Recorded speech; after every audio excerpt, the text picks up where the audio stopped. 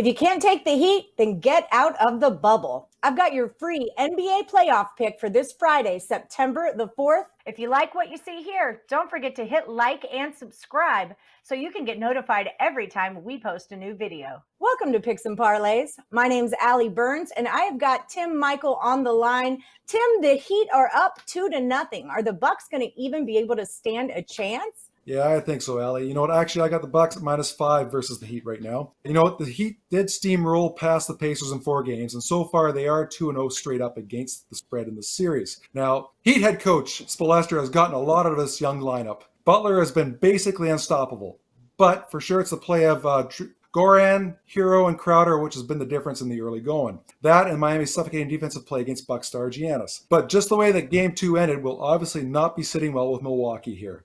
Butler was fouled with no time left on the clock, and the refs gave him the benefit of the doubt and allowed him to shoot 2 free throws with no time left on the clock.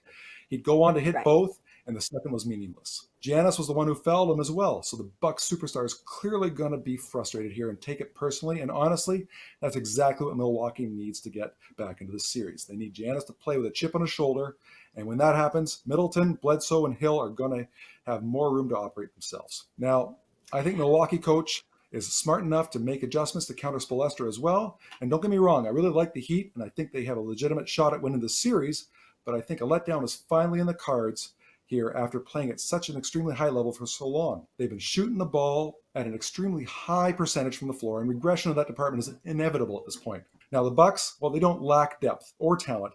They've just been outplayed to this point. But I think they'll get back into the series finally here with their best performance yet behind a huge game from Giannis. So that's my pick in Game 3.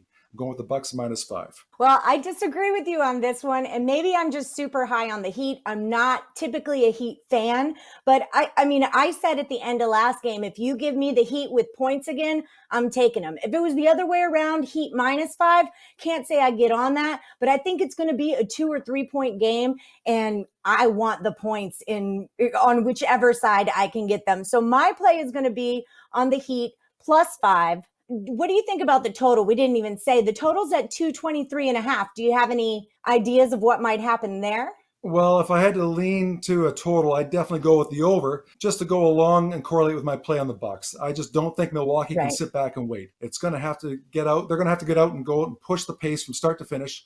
So yeah, I'm expecting a faster paced, wide open shootout game in Game 3.